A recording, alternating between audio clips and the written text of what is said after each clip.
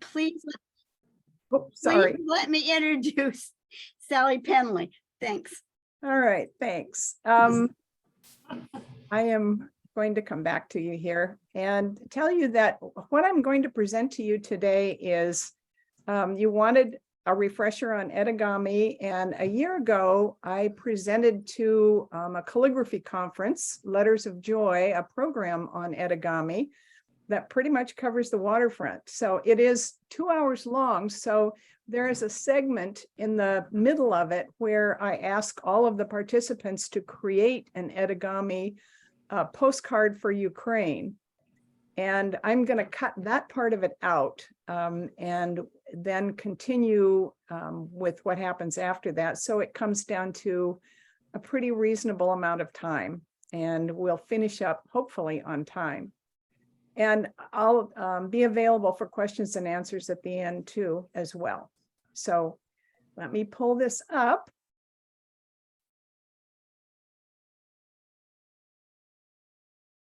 And start this video. There is an introduction at the beginning by the tech host, Heather Martinez, and then we'll get right into it. Introduce you. Thank you so much.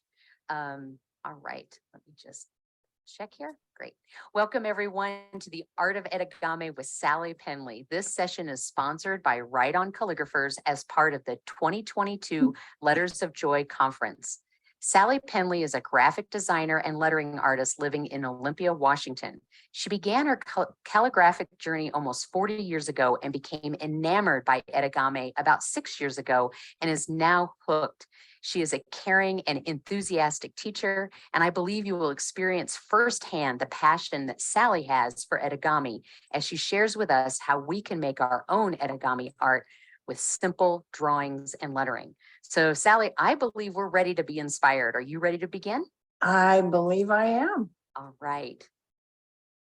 Thanks, Heather. Nice introduction. Just to give you a little bit of background, and it was about 6 years ago that I was introduced to Etegami through an arm of the Puget Sound Sumi artists group called the Haiga Adventure Group. And Haiga is it's a haiku study group, but a haiga is a haiku that's accompanied by an image. And all of these members were sending these really fun postcards with a lot of humor in them to each other. And I was just intrigued by this. So I did a little more study on it. And the more I learned about it, the more I fell in love with it and haven't looked back. I've used Etegami a lot over the course of the last couple of years. And I am just really happy to be able to have the opportunity to share it with you. So as an introduction, let me go to a PowerPoint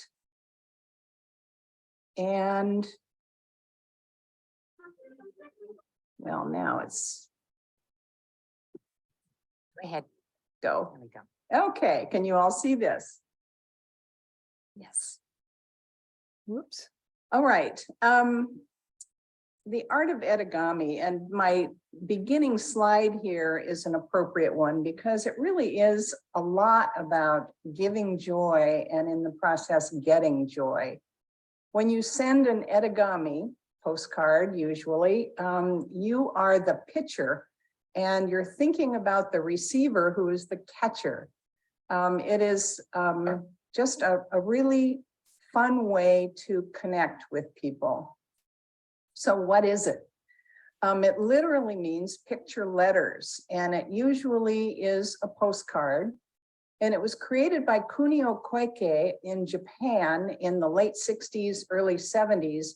He was a traditionally trained calligrapher, and he just became exasperated with the rigid traditions of formal calligraphy, how he had to copy masters perfectly. And he wanted something that was just a little bit more spontaneous and personal and honest. And he envisioned an art that didn't really require any particular talent. It could be done by anybody. And this was particularly intriguing and attractive to people who wanted to do art, but felt like they didn't have any talent and couldn't do it. So he grew this into a form of mail art and piggybacked it off a long-standing tradition in Japan, where they send postcards on as New Year's greetings every year. And this was started back when they started commercially printing postcards in Japan in like the 1870s. So it had been going on for an awfully long time. But he just piggybacked off of that Japanese tradition, and he called these New Year's cards in everyday clothes. The images are really simple. Simple painted images, and then they're accompanied by some heartfelt words. And the idea is that you connect with the person to whom you're sending the card while you're creating it. So they're created for someone that you really care about. And it went from being just a New Year's tradition to something that is being used all year round. So the images are outlined in black ink, typically Sumi, and then they're enhanced with watercolor. And the subject matter is many times nature-based. It can be a salutation, a thank you, or a congratulations, or something like that. But the traditional subjects in Japan are often seasonal. So you've got, trees and flowers and fruit, food, that kind of thing.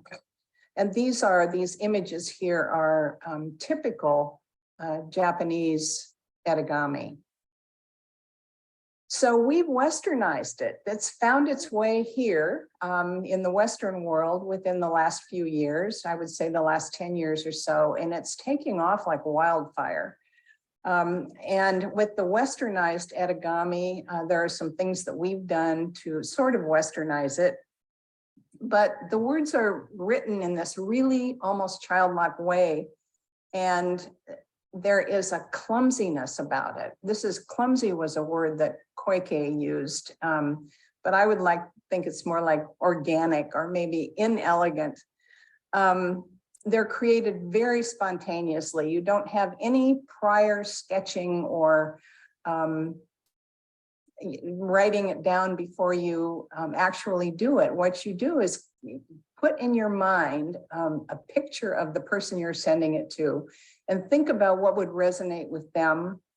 And then you create your illustration, and the lines can be very wobbly. They're written very slowly, which allows them to be pretty wobbly.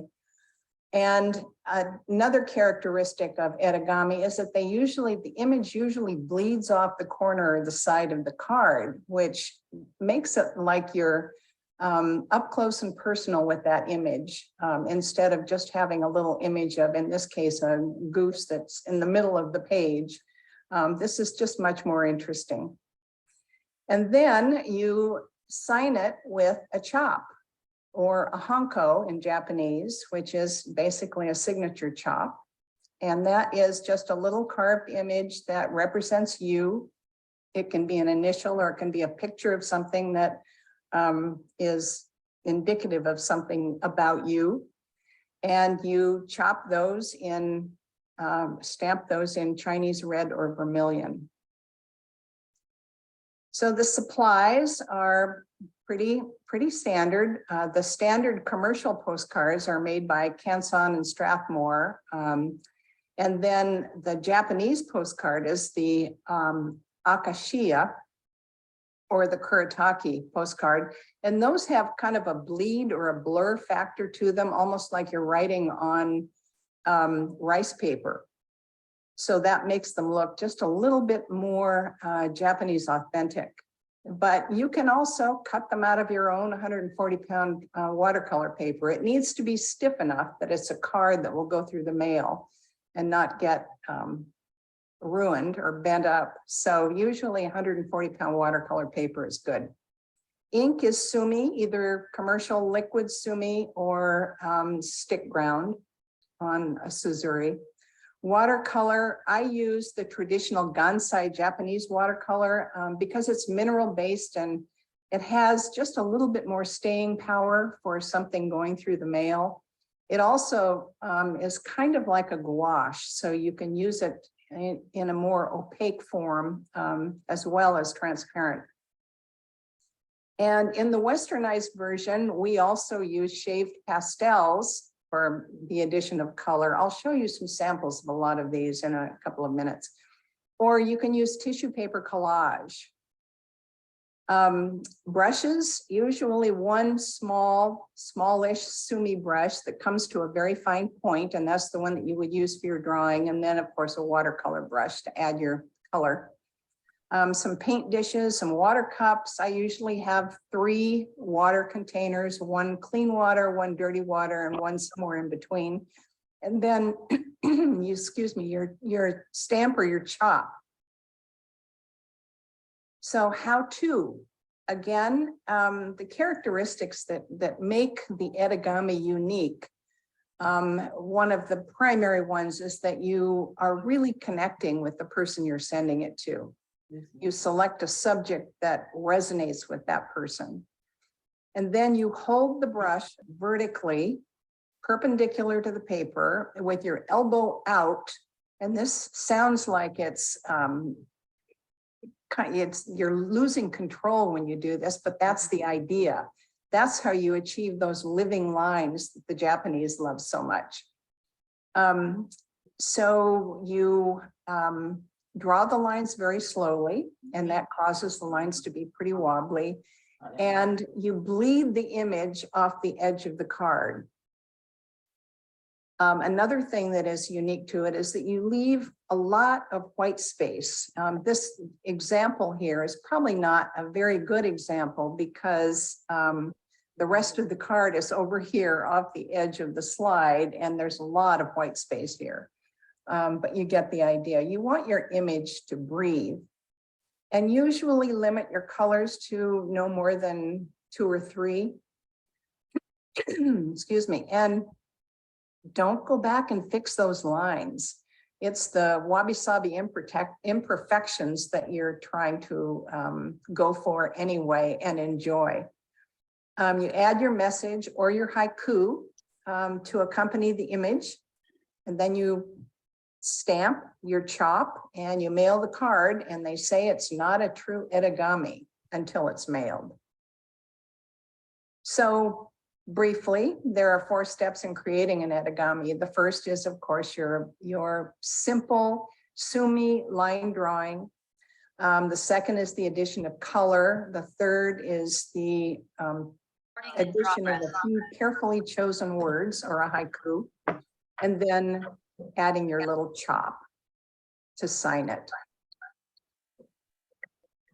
Now I've included what I think is a pretty good alphabet for Etegami, because it is based on those really simple cursive letters, easy to read, meant to be written very quickly. Most of these are all just 1 stroke.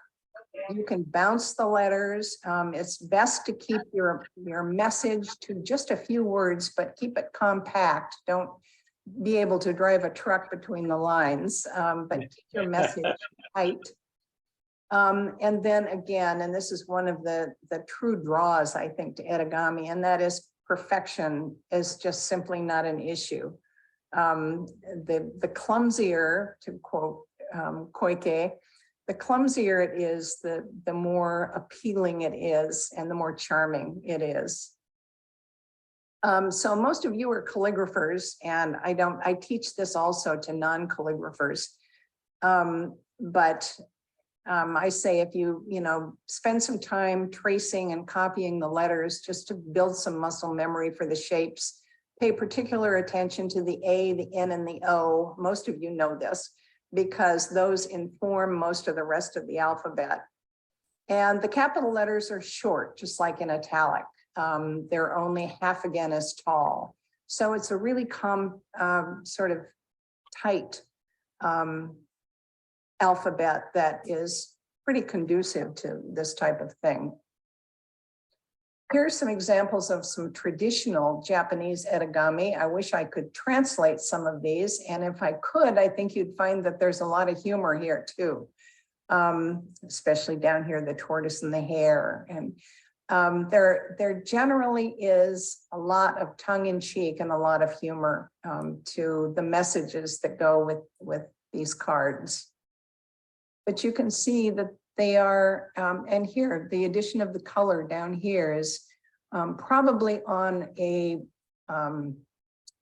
Sumi paper that bleeds badly. So they probably just dropped a little bit of color, and wherever it landed was where it was supposed to be. And it's just fine. You just don't have to worry about a lot of detail in adding the color. Here are some sample Western etegami that were created by the Puget Sound Sumi artists at various times. These are just ones that either I received or was able to take a picture of. This one by Melinda Broadham, bread and water can so easily become toast and tea. This one down here says, no second thoughts. And the calendar says winter, but the heart says spring. So a lot of them are, as I said, nature-based. And about those living lines, these are a couple of good examples of living lines in the illustrations. This was my friend Dorothy Matthews and the Haiga Adventure Group. You can see that those lines are pretty wobbly. And I think she was probably holding her brush high on the shaft. So she was purposely losing control. This one over here was done by our wonderful moderator, Heather Martinez, who I found out, and it delighted me to find out that she loves etegami. But these are great living lines right here. Here are some of my Western etegami, and I'm sharing these with you so I can tell you about the connection I had with the receivers on a couple of them. The first one here with the tomatoes and this one with the onions went to the same person who is, excuse me, my friend, a gardener. And every year she laments the fact that she hasn't moved her tomato plantings out of the window boxes fast enough. So I sent her this one, and I usually take a picture of the cards. Most of these did go, so they're true etegami. And then this one, of course, she always plants onions. And this was her, was for her just this spring in planting onions. This one in the middle was one that I sent to Jackie Savarin about, maybe 5 years ago. It was a haiku I wrote to her.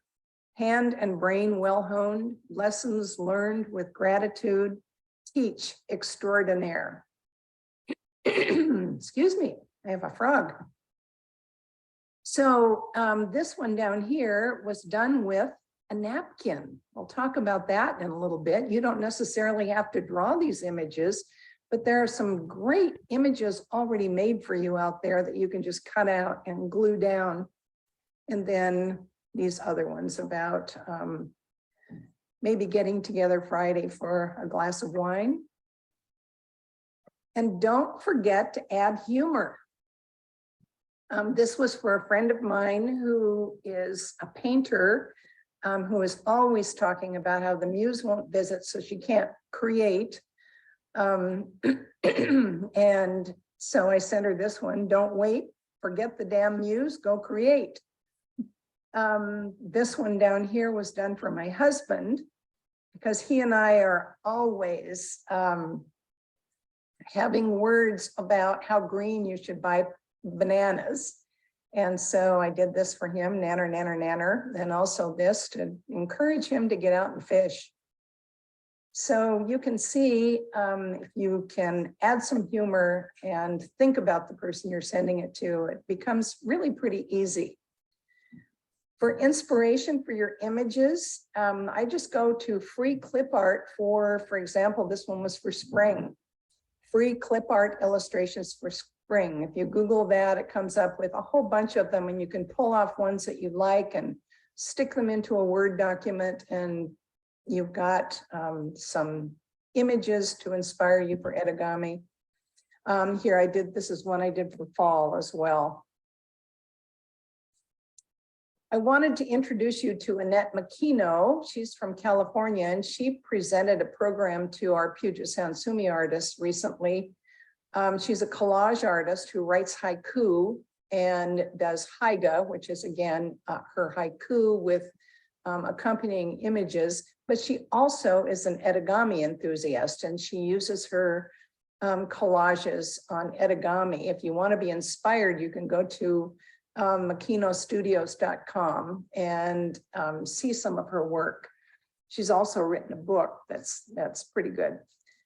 And her process is that she makes a lot of her own colored papers and tissue papers and categorizes them and files them in terms of color.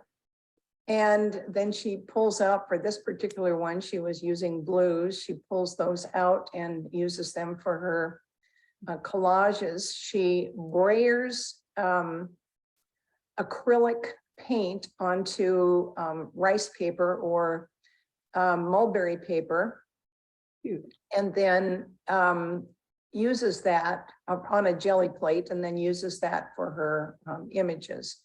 And here's her haiku: the song of the creek tumbling over stones, swoop of kingfisher. She's pretty inspiring. I don't use collage myself, but I wanted to share that with you because it's another way to add color. There are a lot of books out there that are all in Japanese on Etegami, because Etegami is a big deal in Japan. But don't underestimate the value of those books. These two over here are two that, and I'll show you the inside of one of them in a moment. Because even though they're all in Japanese, they have fabulous illustrations that are great for inspiring you to create your own illustrations. But this book, A Beginner's Guide to Etegami, is the only one written for the Western world by a woman named Dosanko Debbie. And it goes out of print very fast because people are discovering Etegami here in North America, and they snap it up as soon as it's printed, but you can still find it out there. But if you have to pay $36 or $37 for it, just wait and it will be reprinted again, and you'll be able to get it, I think, on Amazon. But she has some wonderful examples in here too. I love this one, cross-cultural communication. Just delightful. But anyway, she spends quite a bit of time in this little paperback book talking about the history of Etegami and now its influence in the Western world. Just quickly, some postcard information. You know that a postcard takes a 35-cent stamp up to 4 1/4 by 6 inches. A standard postcard is about 3.5 by 5. But you can go up to a 6-inch size, 4 1/4 by 6 inches, with still a 35-cent stamp. Bigger than that, up to 6 by 11, takes a 50-cent stamp, or you might as well just put a first-class stamp on it. International is $1.15 for a standard postcard, up to 4 1/4 by 6. Now, the commercial postcards that you can get are automatically divided on the backside for the address and your personal message on the left. But if you are cutting your own postcards, I have a little stamp like this, postcard stamp. The post office, if you're doing your own division of the card, the post office would like to see 2/3 on the right and just 1/3 on the left. So keep that in mind. So with that, again, give joy, get joy. I hope you find as much joy with Etegami as I have found. It's just wonderful. It's so quick. And it really, because you're not self-focusing, you're thinking about the person you're sending it to, you take away that self-absorption about how good it is and how nice it looks and everything. And you just create it with that person in mind. And it's amazing what you come up with. So I'm going to stop this share now and talk just for a minute about the supplies so you can see. Go over here to my handy dandy demo table. These are the postcards. Yeah, I'm sure you've seen these. You can get them anywhere. Fred Meyer, almost any store that carries any kind of art supply. And they're already pre-printed on the back, and most of them are cold pressed, so they have a little texture to them. Personally, I prefer the cold press because it just adds to the sort of the clumsiness of the line. This is a postcard. It's an authentic Japanese postcard. See if I have a sample of one outside the pack here. You can see that it's printed. These are from Japan, and you can get these from Jet Pens, jetpens.com. They come in 5 different blur factors, or Nijimi, and that is, you know, how much they bleed onto the card, because they're almost like writing on rice paper. There's a little more bleed factor, but I've done some tests, and you know, they all seem to be about the same. And if you're using the Fudenosuke pens, they're pretty controllable for the writing. So anyway, there's the what is that? Akashiya. I always get the syllables mixed up with that, but these are the Akashiya cards. I would encourage you, if you want to try them, to get some from Jet Pens. They aren't very expensive. And it gives you that feel of what it's like to be making your drawing with Sumi ink right onto a more bleed-worthy paper. The brushes, my favorite brush for doing the drawing is a squirrel hair brush. And these are all Sumi brushes, by the way. And the reason I like to use Sumi brushes is because the belly of a Sumi brush holds more ink. So you can write with them longer than a regular paintbrush that doesn't hold quite as much. And also these come to, I'm going to put this in water so you can see, come to just a beautiful point. So they're really fun for doing the drawing. The ink, my favorite is the Moon Palace Sumi ink. So I use commercial. If you really want to feel authentic, you can grind your own ink, but it's really not necessary. The commercial ink that's out there now is so good that you really don't need to. This is the Gansai watercolor. It is mineral based, and as I said, it's just got a little more staying power on the card than a regular watercolor might. For pens, you can use just a regular Sharpie, one of the fine Sharpies, or the Faber-Castell Pitt pen. My favorites are these little Tombos. They come in a 2-pack, and you can get them at almost any art supply store. They come in a blue and a black barrel here. And I'll show you. The black is just a little softer, little less resistance. And the stiffer is the blue. So you've got 2 variations there of the line quality. Kuretake, and these are made by Tombow. Kuretake also makes a 3-pack, and I think I got these from Jet Pens. These are the Fudegokochi pens, and these are the Fudenosake pens. But this one comes with a gray, which kind of adds a nice element, and it also has the stiffer fine, and then the little bit softer But those are the ones that I use almost exclusively for, Sally, yes. can we ask, Tessa's wondering, what are the brands and sizes of your brushes? You mentioned hair, but if you could tell us the brand and Yes, size. you know, I think you just have to Google a squirrel hair Sumi brush, because most of the squirrel hair brushes have Asian writing on them. So it's difficult to know exactly what the maker is, but this is an all-purpose Yasutomo brush. And let me put it in some water too. You'll find that this is a pretty good all-around brush that comes to a nice point. And that's the most important thing, is you want to make sure these come to a nice point so that you can do your drawing. When you do create, and by the way, this is a Levinson brush, and it's the one I use probably almost always, but as you know, they are no longer available unless you can find one on eBay or a friend who will sell you one. But they also come to a very nice point. And if I didn't mention before, these pens that you use, whatever you use for writing your letters needs to be a permanent pen, not water-based, because after all, these are going to go through the elements. A bare postcard, you don't want it bleeding. So make sure that whatever you use for your writing is permanent ink.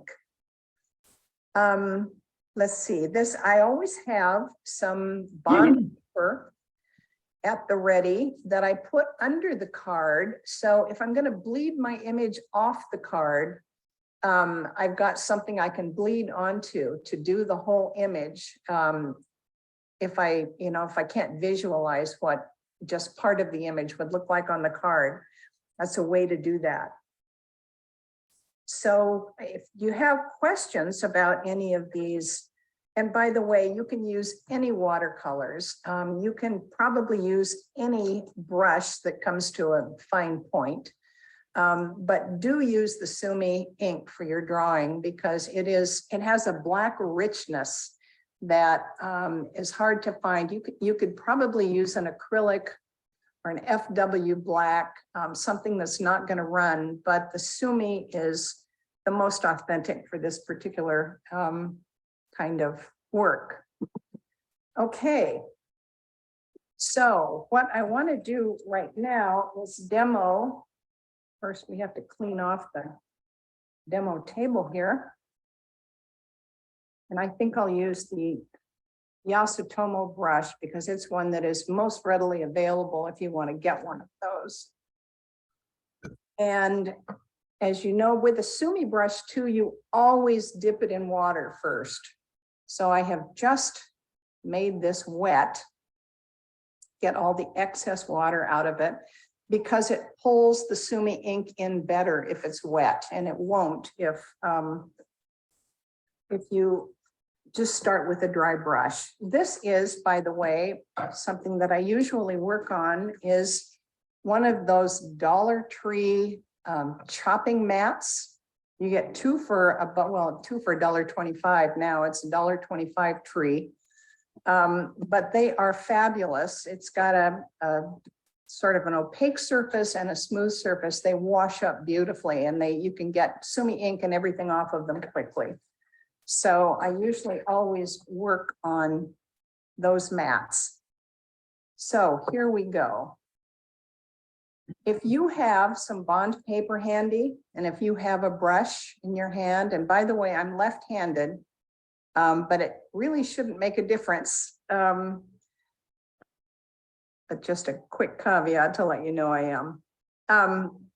The way you hold the brush is as high as you feel comfortable on the shaft, and you hold it perpendicular to the paper. I'm going to bend it a little bit so you can see what I'm doing, because that takes away some of the control, which is part of what you're needing to do to achieve those living lines. And then you lift your elbow. You can't see, but my elbow is off the table. So I am really creating this image in the air. But what I'm going to do first is create some living lines. as I said, I'm going to sort of angle this a little bit so you can see, but typically I'd be doing it straight up and down. And it's a matter of sort of pressure release. And the slower you go, the harder it is to control. And you say, well, gee, what, you know, you're just making a sloppy line. It's not a sloppy line, it's a living line. And then some circles.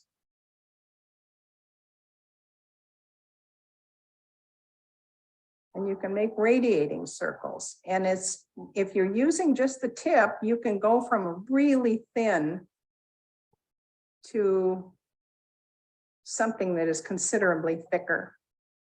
So that when you get to the point, you can do a couple of those. And it's a matter of pressure release.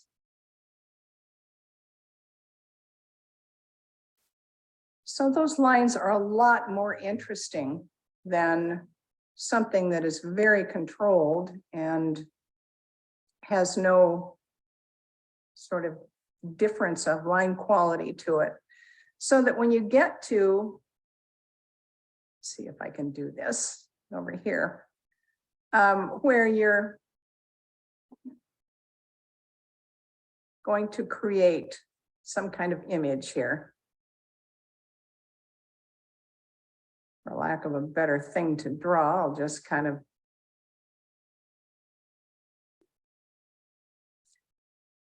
you're creating something that almost is childlike. This is wonderful, Sally. We have a couple of really great comments in the chat. They love the lines. They believe they're gorgeous. And the question was, is if you're left-handed or if you're using left as a challenge, and you did mention that you were left-handed, but how would you feel about people working with their non-dominant hand? Well, you know, I have suggested that in the past, and that is another way for you to achieve that level of sort of organic clumsiness too. So do try it with your non-dominant hand and see what you think. And this is really part of the charm of Etegami, is that the lines themselves are just really, and if you remember, I don't know if I have that. Here it is, one handy. Remember this one that my friend Dorothy did.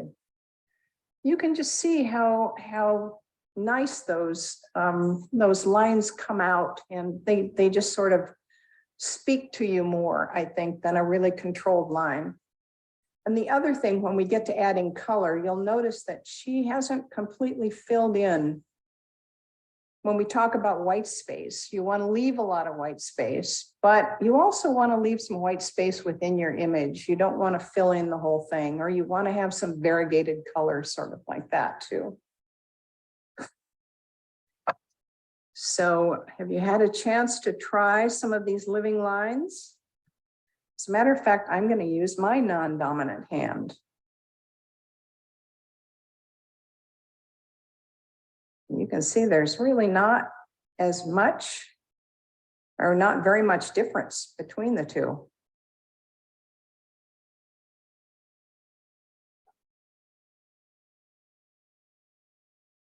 And really all you need is one of those little clip art illustrations to give you inspiration for creating one of these very simple drawings. And you can, you know, take little whiskers out just with the very tip. I think you'll find if you can get one of these brushes that comes to a really, really nice tip, that you can have more fun with those living lines too. Okay. So now we're going to create, and let's create one. As I said, I prefer, and I usually cut my own, and you probably have noticed that a lot of these have rounded corners. Here's one that I just did for this lovely month of April we've just gone through. drip, dry, snow, blow, 4-in-1, April. I made a number of these and sent them off to various people. And this was done on one of the Japanese cards. So you can see there's a little bit more of the bleed in the, when I used the Fudenosuke pen, a little bit more of a bleed, which just kind of adds some interest to the letters as well. But anyway, back to corner rounding. I really like to round the corners of my postcards because when they go through the mail, they get, as you know, corners get dog-eared real easily.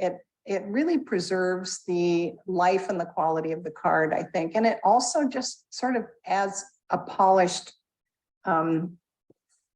finish to it.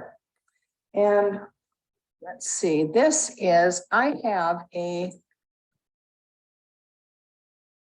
heavy duty corner rounder that I've had for 40 years. It still rounds the corners as beautifully as they did.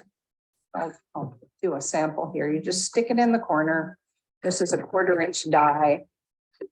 And I can do up to 10 or 12 sheets with this, but it's expensive. So it's something you'd want to put on your Christmas or birthday wish list. But the Japanese have just come out with, or recently come out with, something that they're selling in the States now. It's called a Sunstar Pro. Looks like this.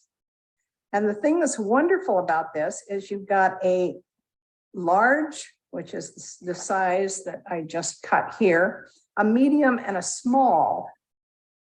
And the small is just this little tiny one, as opposed to this larger one. But you can only do one at a time, but who cares? You're doing one postcard at a time. And it just sort of finishes everything off.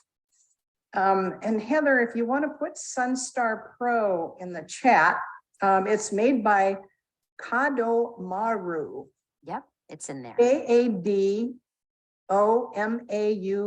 KADOMARU. If you Google on Amazon, Japanese corner rounder, this and a couple of other varieties will come up if you're interested in doing that. But I just think it really does finish off the card pretty well.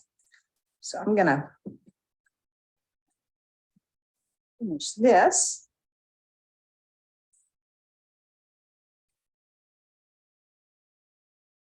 And then I'm thinking of a friend of mine with whom I paint or did paint more before the pandemic.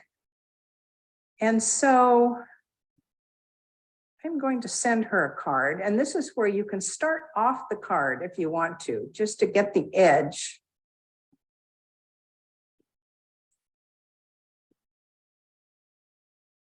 And I will paint. And it's okay that it's got a dent there.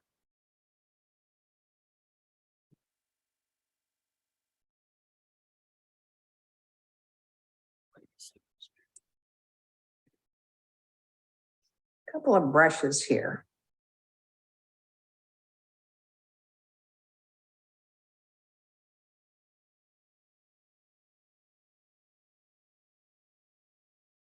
Maybe a longer, thinner one. Oh, they're supposed to be paintbrushes. Okay, I get it. And just a little tiny one, maybe coming up here. One of my little squirrel hair brushes.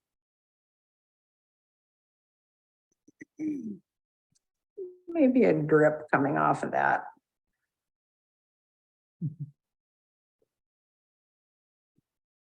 So there we go. Now, what I will do, usually I let these dry before I add the color, just to make sure that the paint or the ink doesn't bleed. So here's another one. It's already got the words on it. Sounds Um, wonderful, Sally. We're getting comments in the chat. The lines are exquisite. And Tess mentioned earlier that she heard that Moon Palace in particular is permanent once dry, but some of the others she found in her own experience are not, like Yasutomo isn't as waterproof as dry with Moon Palace. Can you validate that or? I what's your can experience? validate that, which is one of the reasons why I like the Moon Palace. And also, if you're putting Sumi ink into your parallel pens, you probably want to use the Moon Palace because it's not as caustic as the Yasutomo. And the Yasutomo does a lot of times take more time to dry and can be tackier, which means it would mess with your ability to add some color close to the line. So I'm going to put that other one aside and we'll add some color here. And actually, this is my set that I usually use, but it was just so ugly. I wanted to put my nicer set up for you to see initially. Okay, so, and I'm just going to use a regular little watercolor brush for this.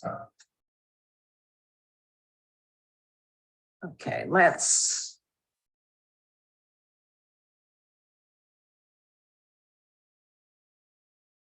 Just add some color here. And this is about as simple as you want to make it.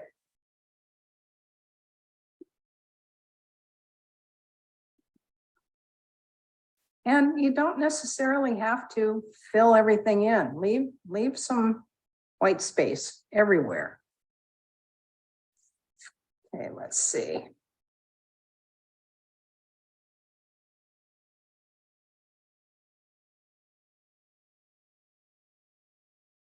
The tendency is to want to just fill everything up, the card and the paint inside the image. But you want to resist that. You want to just leave it so that you're leaving a little bit to the imagination. Okay, let's make this one.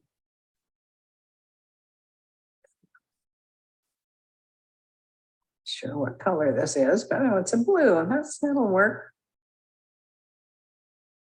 So you can see that it's not important that you're filling in the whole thing. In fact, if you've left some white space inside your image, a lot of times it's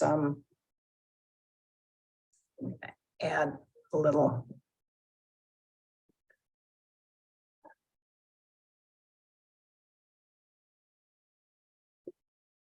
Dip to that too.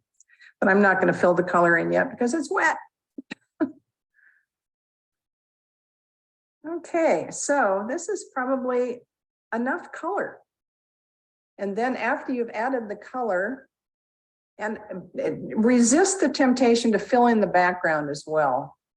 You want to leave that white space because it really enhances your image and it enhances your little carefully chosen words. And with this, I said, want to paint. And then, let's see. This is a little self-inking stamp. And I have given Heather another handout for you about creating your own chop. And down at the bottom of that, there is some information about rubberstampchamp.com where you can get these made and how to get them made. What you do is create your image big in black and white. You send it to them. And in this case, I had reversed it so that it's the letters are white. And then you can see they're just the perfect size for the Etegami postcards. Now, if you were doing a large piece of art, you probably would sign with a larger chop, and an authentic chop that is dipped in or rubbed in red cinnabar paste. But for the Etegami postcards, these little chops are just perfect. This is a little set called the MICIA Crafts Chinese Blessing Stamps. I got these on Amazon, but they also are just the right size. There's some images, there's a tomato, there's the Asian coin, and just some lovely little stamps that you can use if you don't want to use your own name. And these are called leisure stamps, by the way. You have a stamp that is your name, and you can have a second stamp if you want to add one that is a leisure stamp. This one with little flowers and things like that. So those are, and Rubber Stamp Champ also actually makes rubber stamps. So let me grab my trusty little, this is the stamp pad that I like the best. It is the Tulip Red of the VersaFine Claire stamp pads. It's almost a vermilion. And I'll stamp it on this so that you can see.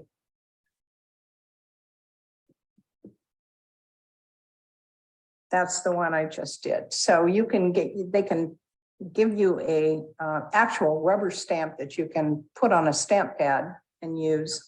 Or you can get the self inking stamps. I discovered when I was doing calendars a couple of years ago, and I did like 75 calendars with 13 pages, and each one of them had to have a chop. They were Rumi quotes, and I did a little illustration on each one with a chop. So I had to go, after I had them printed all in black and white, I went and had to chop all of those pages and discovered that Rubber Stamp Champ could make my chop into these little self-inking images. So they're wonderful and they last forever. So those are just some ideas about the chops. You can cut your own, and that's what the handout is about that Heather can share with you. Okay, first of all, do you have any questions about adding color to your images? And then I'll show you some samples. Well, you know what I think we'll do first? How about, and I think this was in your handout. Okay, can you hear me? I am now going to move this up, and we won't do this segment on creating a postcard for Ukraine. And I will move it up to some examples. So just hold on here. You can kind of see what happens here. And 118, go back a little bit here, right here, and start again. No, I'm not. Oh, Okay, no worries. Okay, yeah, I'm going to show you a couple of examples here and then talk about the napkins. In fact, I think I'll do that first. These are napkins from the Dollar Tree. This is the napkin.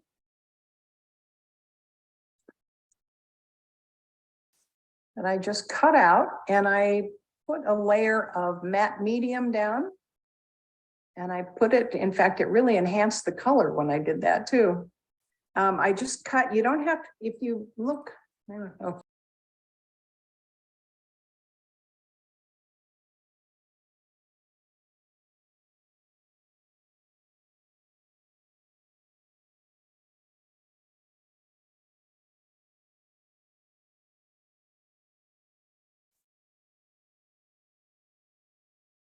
Do this, though, I would suggest that after you finish putting your words on here, that you then add another layer of matte medium to it, just to make sure that it stays in place when it goes through the mail and that it is finished.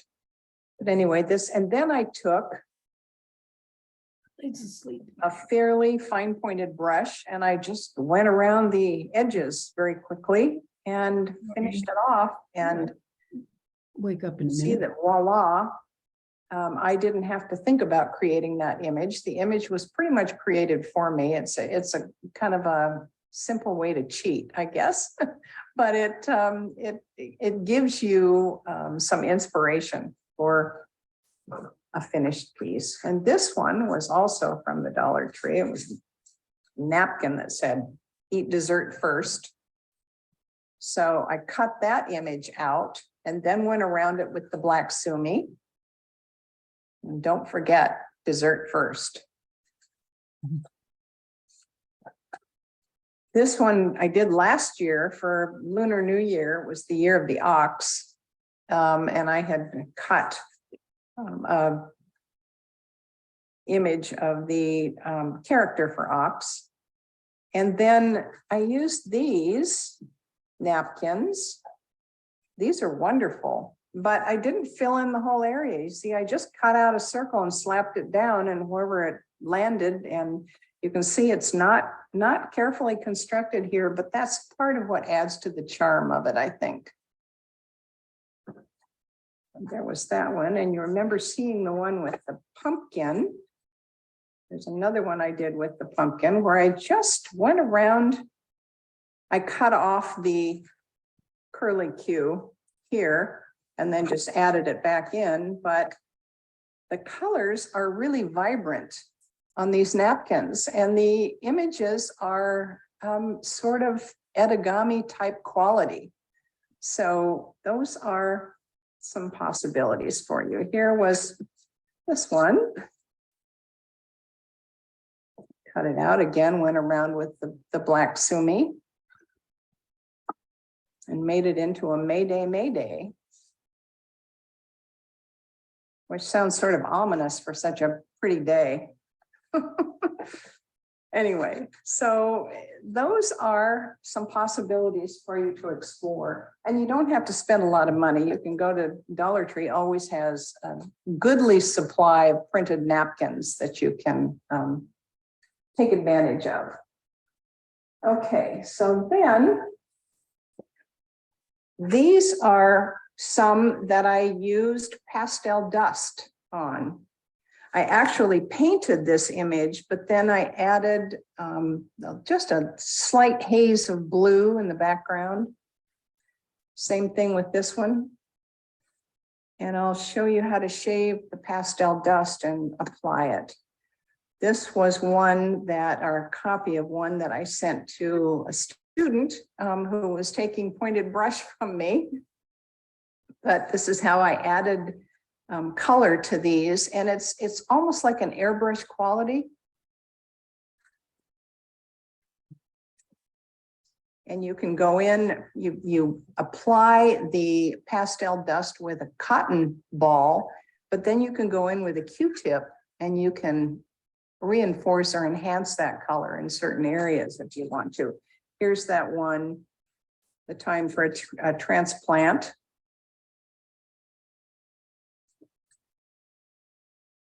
And here is the summer solstice. These were all done with pastel dust. And here you can see the nice thing about this too is that you don't have to be specific. You can just add essence of color this way. This was a little haiku from David Boyer.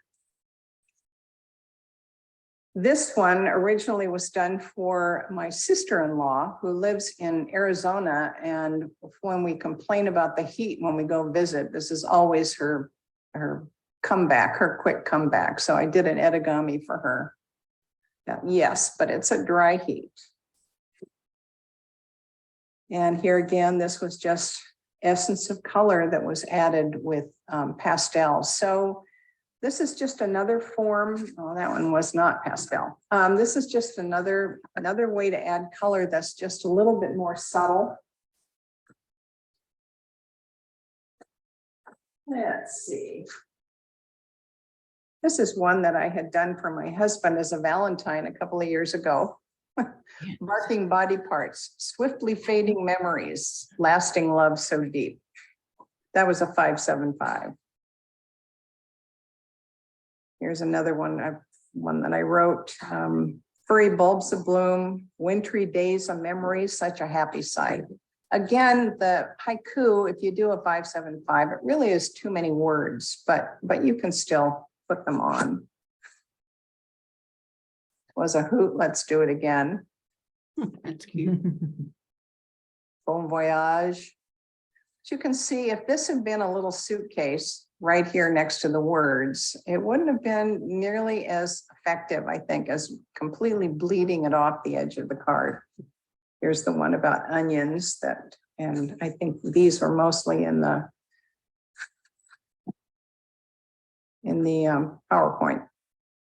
Sally, it's so wonderful to see examples of your work. This is like seeing a treasure. I'm curious, do you do a series of these? So would you make several of these? 'Cause I usually, if I don't take a picture of them, if I have time, I usually do 2 at once. And I don't really need to do that, but it's because I teach it. And so I like to have examples. But most of these were sent. This one, of course, I gave to my husband and then got back from him. Same thing with the nanner, the one about bananas. But and then you also mentioned that it's not true Etegami until it's sent. that's right. What about selling Etegami? Do you or do other people sell the postcards that other people can send? Is that okay? You know, I have not seen Etegami being sold. Something that we did in the Haiga Adventure Group was make Etegami mobiles. So, you know, they were actually painted on both sides and they became more pieces of art than they were, you know, something that you would send, but it was the same size. And then we just made mobiles out of them. I don't know, that's a good point. I did have a question in a past class about whether or not you could reproduce these. And the answer to that is probably yes. You could print them on cardstock if you have a printer that will accommodate or that will take cardstock. If you wanted to send, you know, many of, say you did one that was Spring Has Sprung and you really liked it and you wanted to make copies of it and send it off.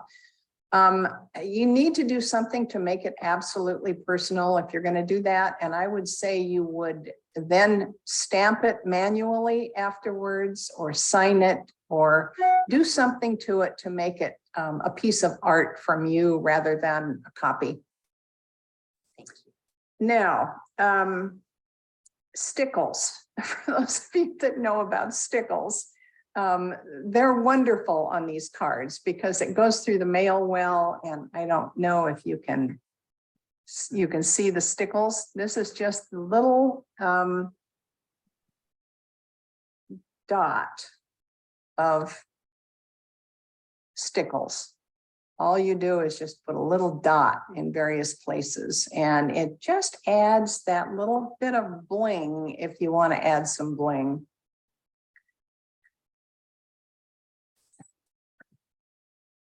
This one.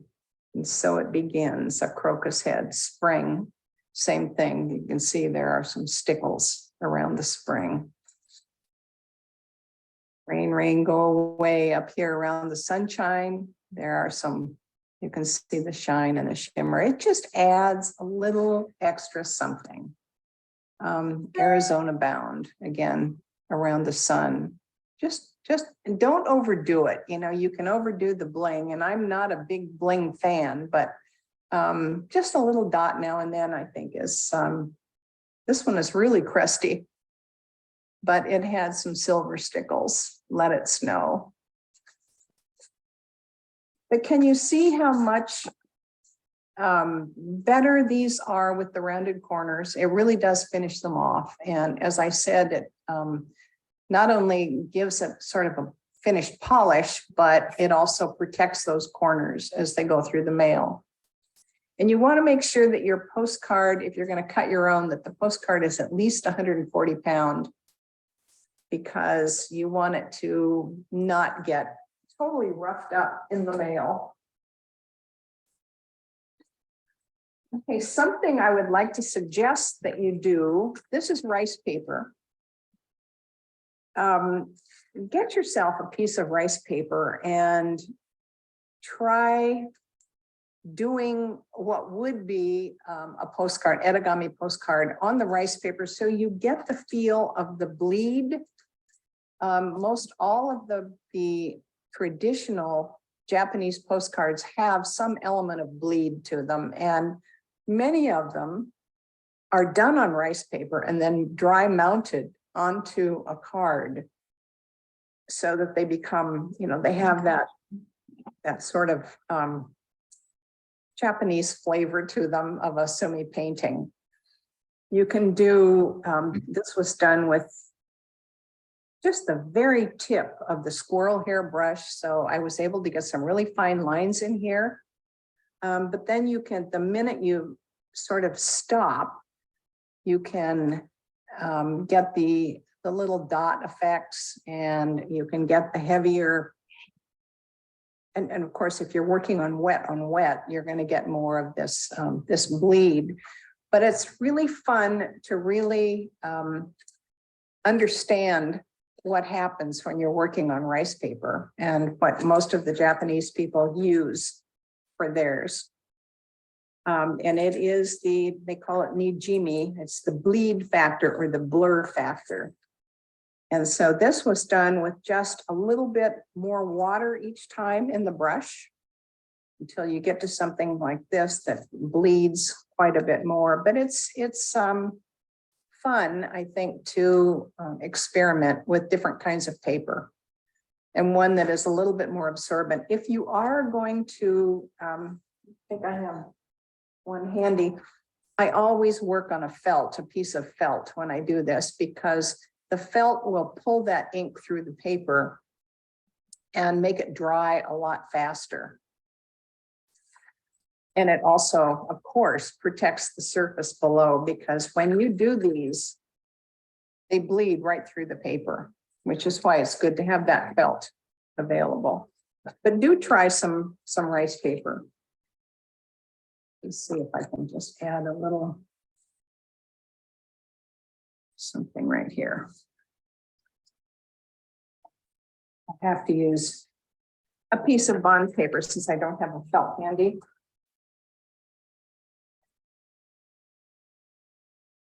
But you can, you know, if you can see, in my hand in the way. It's good there. Yeah, you can see. But you can see what you can do with it. You get that bleed, but it's a line that you can't achieve on a hard surface paper. And it's just pure fun. The stamen here for flowers. It's particular. All you do is just stop for a minute at the end and you get that perfect little bud-like stamen ending. That's a wonderful technique, Sally. You had also mentioned the pastels. Will you have time to demonstrate that? Yes, thank you. Thank you for reminding me. I'll do that right now. I teach a class on pastel dusting that includes a lot of information about stencils and various things you can do with the pastel dust. It's just really fun.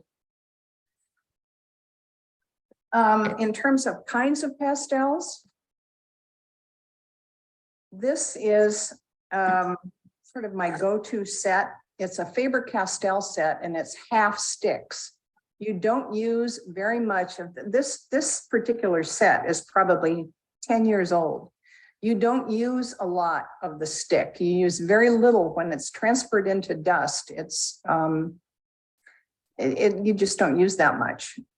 And the reason I like the Faber-Castell is because you get this wide variety of color in the half sticks. Okay, I usually use either a paper plate or one of these little 6-well palettes to create, let's see, I'll maybe get some. Let me figure out what I'm going to put it on first.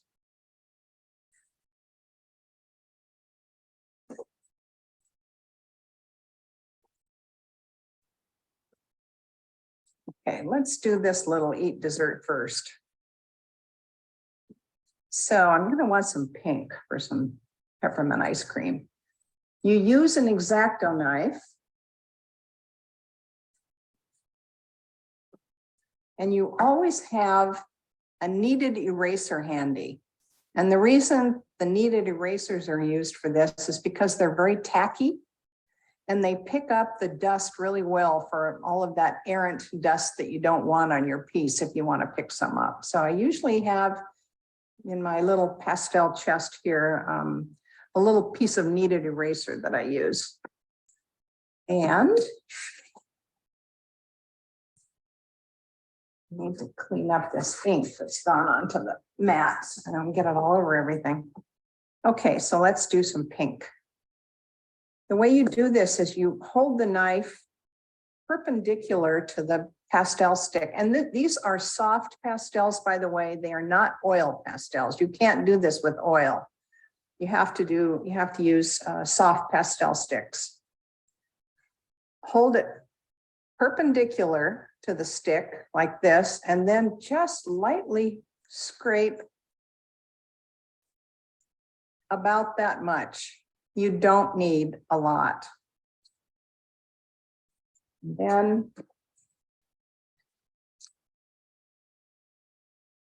I usually have 5 or 6 of these little well palettes at the ready, and with a cotton ball that is dedicated to each color. And then if I come down here, pick up some of that color, let's make this. You don't have to worry about staying within the lines either. Because if I wanted to clean that up, this will just pick it right up. It goes down fast. And let's see, what's another color you would use for ice cream? Let's try this one. Can you still see, am I still on camera here? Yes, we can see you.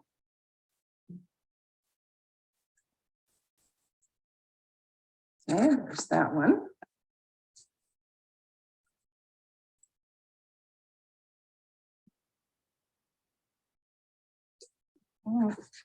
This color, which is not very vibrant. But really what you're looking for is just essence of color. It's that easy and that quick. And I don't really even have to go in and clean this up. I will, but it's really okay. And then for the cone, you get a little bit of brown. This is very fun to do with stencils. Now, if you have something like this, and really all you'd have to do, and I'll do that in just a second, but really all you'd have to do is just your stencil pattern and then maybe add a little ink definition around the edge of it and you're done. Let me use the back side of that. The cone. I notice you're really rubbing this in. Do you need to put spray fix on it, or is the No. rub it in enough? Well, actually, I take that back. I don't use spray fix because I usually use either an absorbent paper or cold press watercolor paper. And the texture in the cold press grabs the pastel dust. And you'll find that this will go through the mail beautifully and will be just as dark on the other side, even after it's been sandwiched in between other letters. Wonderful. Now you can spray, and if you use a hot press, I would probably spray it because then the pastel dust will become a little more fugitive and will fall off the paper a little bit more easily than it would if it was.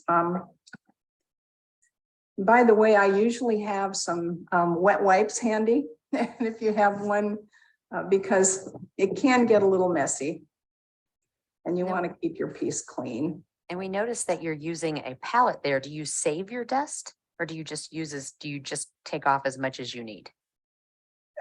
use a palette like this. Yes. So do you save this as well? Or I you- do. I have a stack of these in a drawer in my studio. Oh, nice. And so there's a lot of, when I do Etegami, I usually want to do one fast.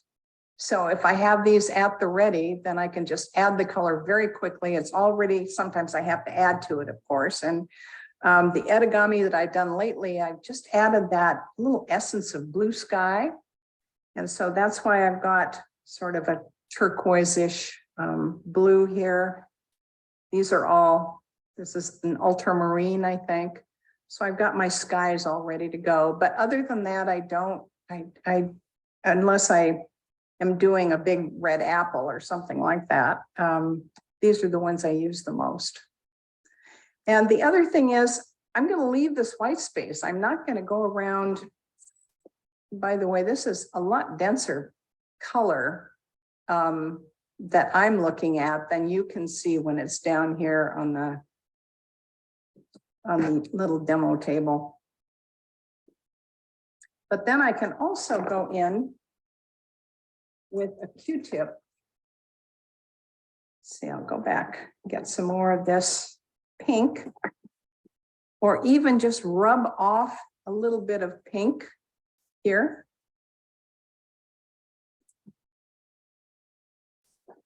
And I can add some variegation of color over here too. You see that? So it just adds a little bit of depth.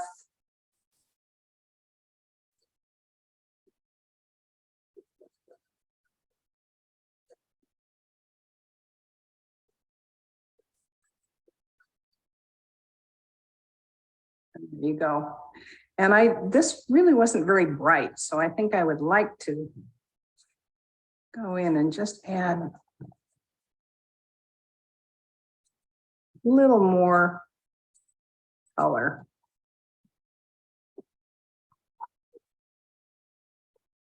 Just to the edge, like that.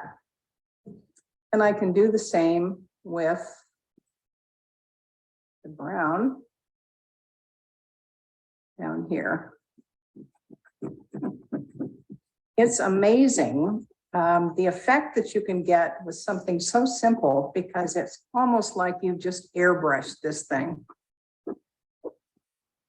It's real subtle, unlike the hard edge of watercolor paint or something. So you can just sort of give it an element of dimension that way. And Sally, with do you that- ever, yeah, do we have a question in the chat? Doty's wondering, do you use foam brushes to create designs and Sumi to outline? You know, Dodie, and I think you know that I really like foam brush. In fact, I'm teaching a foam brush class in May.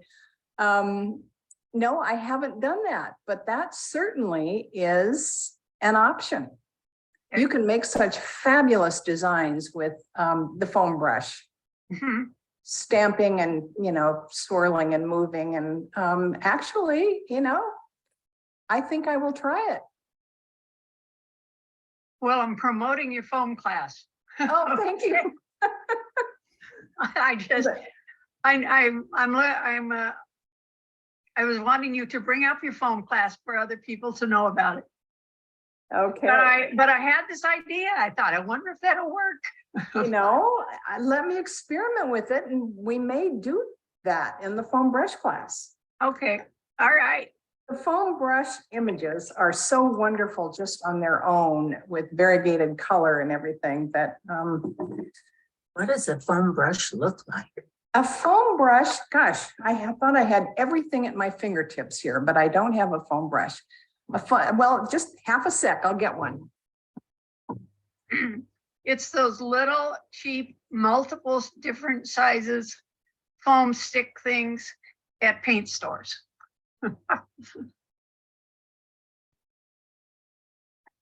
Like if you go to Ace Hardware, they have a whole retinue of them.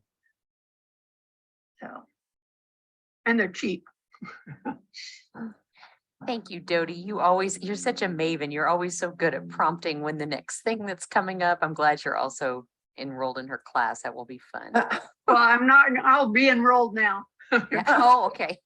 This is a foam brush. This is a 1-inch foam brush, and I usually work with and they come in 1.5, 2, 3, and 4 inches. Yeah, And I have those. I thought you were talking about something. Yep. no, that's why I call it the fabulous foam brush, but it's really the fabulous, frugal, and fun foam brush. They're cheap. They're very inexpensive to, get a whole set of. And you can do so many things with it. It's just absolutely, I use it in my Sumi painting as well. Okay. A lot of times if I'm doing a big broadside of Sumi marks, I'll take one of the maybe 2-inch foam brushes and I'll load it with watered down Sumi, which is gray, and then I'll do a background swash of gray behind the Sumi painting I'm going to do. So it really, it's just a wonderful tool. Anyway, okay. So here we have, I guess I'll move to green color here.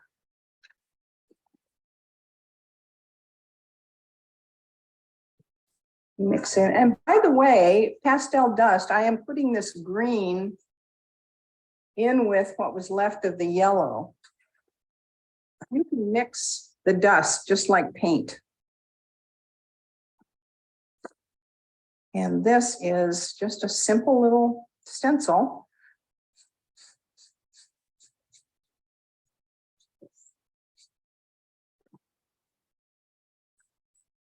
What a treat. I feel like we're getting a bonus tip here. Just wanted to- This is the 5-minute version of my pastel dusting class. There you go. Anyway. And I you wanted to can- give you, and I just wanted to let you know that we have about 15 more minutes. So Okay, good. I want to leave plenty of time for any more questions. But you can see if that was bleeding off the side of a postcard, it really is almost all you'd need for your image. But you could still go back in with your fine little squirrel hair brush and you could just enhance those images like this. And then it's like you have painted the inside of the. How marvelous. It just becomes, and you can again, vary the type of line you want to do. And it is a very quick way of just creating some wonderful imagery. Oops, I guess I'm off, aren't I here? There we go. So that is another way, another quick way to add really subtle color or a subtle image to your Etegami postcard. I just wanted to point out, this is what it's just like at home or in my studio, the space sort of closes in on you and all of a sudden you have no room to do anything. So let me get some of this stuff out of here. I wanted to share with you, this is the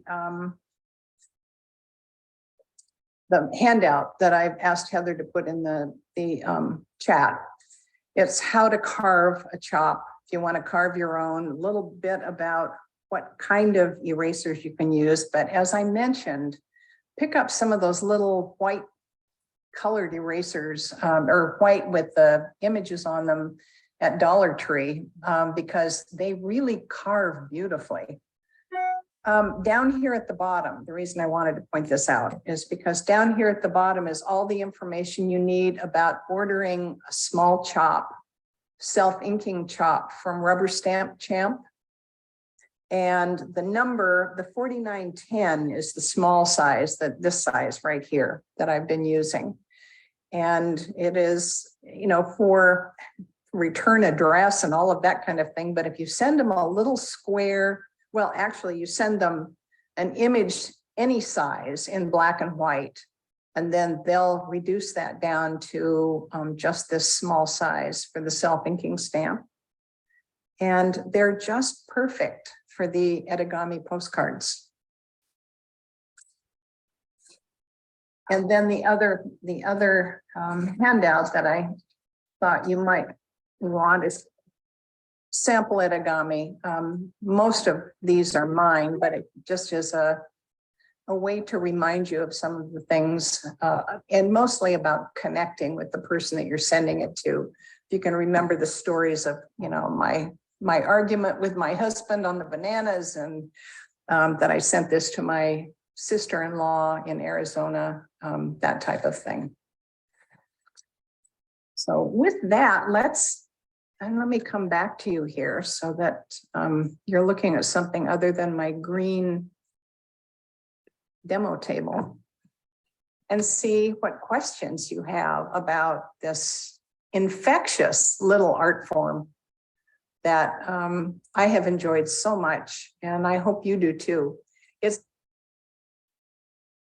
Okay, I'm going to stop the share and come back to you. That is the end of the video that you probably are interested in seeing, and ask you if you have any questions. Let's go back here to gallery view. You can unmute yourselves, and if you have any comments or questions, come forth.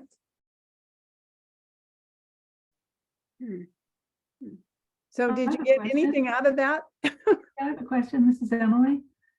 You mentioned the weight of paper, that the minimum weight, was that 140? Just a standard, you can get, you know, a tablet of mail. 140-pound watercolor paper that's cold press, and it's the nubbier kind of cold press Yeah, means it's it'll not smooth. get through. And that's 140-pound is a nice weight to go through the mail so it doesn't get annihilated Yeah. when it goes through. Okay. Oh, and Okay. let me mention too, that if you are interested in those handouts that I mentioned, I am happy to send those to you when I send the recording. So if you're interested, I will happily do that. And that would be the CHOPS handout and also the sample Etegami handout. Please, please. Okay. Happy to do that. So other questions? And This- again, I apologize for having to show you a video, but I think it was probably better than my coming back late last night and then trying to throw it together this morning. Oh, it was wonderful. It was Judy, wonderful. did you have a question? I just wanted to mention, I really enjoyed the napkin idea, and kind of takes the pressure off having to draw something if you're in a hurry or if you don't feel real creative. And you can just go to the dollar store and get some napkins and do some collage work with it. And do, I think I mentioned this in the video, but do, after you put it down with a little bit of matte medium, do put a coat over the top of your entire card after you finished, because you want to make sure if you're using a collage on this thing that it's fully sealed in before it goes through the elements. Yeah, I thought that was a great idea. All this was such good information. I've seen bits and parts of it, I think, from other classes I've taken, but this was a real good reminder. Thanks so much for sharing it again. Sure. Happy to. And I want to mention again, one of the things that, and Dorothy, didn't you love how I used your card in that? Oh, of course. One of the things that makes it most effective, I think I just want to say again, is to enlarge the images and bleed them off the card, because it really makes them more intimate and it pulls you into the card more. So that's something I think that's worth saying again. It is really worth saying, because it stopped me from doing those with that powder, because I didn't think of putting a white paper under it, and got all under my little card. Oh yeah. Yeah, that's really good to say that again. Yeah, it's good, because then you can, especially if you can't visualize just a piece of the image, to do the whole image on with a paper behind it so that you know, you get the You don't chunk. have to put on the brakes at the right moment. It's a good way to put it. So any other comments? We've run a little bit over our 12:30 time. Thank you. Thank you very much, Sally. Yep, thank you Certainly very much. welcome. And go. Oh, good. There's Bob clapping. Look at that. Yay. Yay. Hooray. Good to see you, Bob. And so go do Etegami. I'll tell you what, since a lot of them are seasonal, spring is a fabulous time to do Etegami. Oh, let me just, if you have a minute, I'll show you. I have instituted an Etegami exchange with Northwest calligraphers. Oh, And we've been doing it since January, and we'll be doing it through September or October, I think. And some wonderful ones have come through. So let me, can I make one more comment, Sally, while you're Sure. pulling that up? Is that the deal about keeping your elbow off, your elbow up in the air? That makes a real difference in the lines rather than if you're braced on the table. Yeah. yeah, that's true. Okay, so let me, I guess I'm going to have to pin here. Remove all spotlighted videos. Well, I don't know what that means, but I'm not sure how I can spotlight myself now. Remove spotlight. Oh, Oh, I know. I'll go over here to speaker view, and then I will spotlight. There we go. Now I needed to do that because I need to go over to my my little table here. Here's one. So these are all ones that have just come through in this latest Etegami exchange, which is kind of fun. This one's a little bit bigger. And a lot of these people saw a similar presentation before they created these. I love this. Oh my gosh.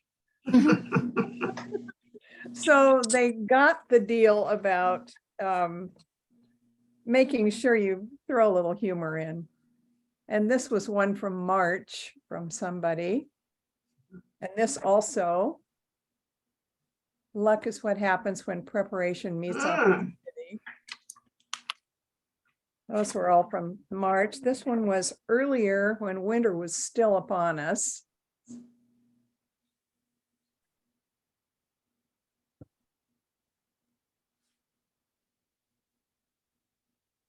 And then this one was kind of funny. It was a woman down in Eugene, and mine was the first name on her list. And so she said, eek, Sally, you would have to be my first exchange. So that's why she did the eek, which I thought was kind of fun. But these are good examples of people who were thinking about who they were sending them to. Look for the happy on gray days. And boy, we sure had a lot of those this year, didn't we? Yep. And here's the last one. Thanks for the gourd time. Anyway, I'll come back to you here. Just wanted to share with you some more recent ones that have been flying through the mail. Maybe we can talk about doing an Etegami exchange at some point in PSSA. That would be fun. You just do one a month and they're quick to create. And you do it usually around what that month represents in terms of seasons or flowers or snowflakes or things like that. it would be a great way to get us doing something together. It would. Well, I'll tell you what, the calligraphers are really enjoying it. They're having a good time with it. So How do you pick names? How do you do the names? we set it up. So we had, I think, 36 participants. So that was 3 sets of 12. And then I have a woman in Seattle who's part of this, who is organizing the whole thing. And she would send 12 names to each of the participants on that, say, list number 1. And then they find their name. And the first month or the first name after that is the first month. And then they just do that month after month that they write, this is January, February, March, April, May, June. So now I know, and I haven't done mine yet for this month, but I go into my list and I see who I send one to in May and create it. And if I know that person, I can kind of add some humor around what I know makes them tickled. That's great. So there you go. Right. Other questions? Okay, well, I'm going to come back to gallery view here and just wave so long and see you all. Well, I won't see you in June, but I will follow up when I send out the video. I'll send you the handouts as well. Thank you, Sally. Hey, you're certainly Thanks. welcome. Take care, everybody. Happy May. Happy May. Got started.